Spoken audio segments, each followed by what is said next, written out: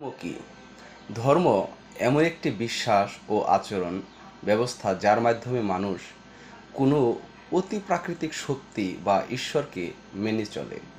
এটি মানুষের জীবনে নৈতিক পবিত্র বিধান এবং আধ্যাত্মিক রীতিনীতির মাধ্যমে পরিচালিত করে।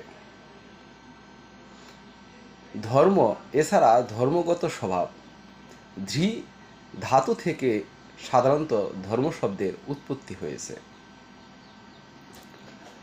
ধর্ম শুধু একক একটি একটি বিষয় না, ধর্ম হলো স্রষ্টার যে গুণবলী রহিয়াছে সে গুণবলী নিজের ভিতরে ধারণ করাকে ধর্ম বলে। নিজের ভালো মন্দ বিচার করে স্রষ্টার সান্নিধ্যের আশায় স্রষ্টার যে গুণবলী মানুষের কল্যাণে, সৃষ্টিজগতের কল্যাণে যাহা করা হয় তাহাকেই ধর্ম বলে।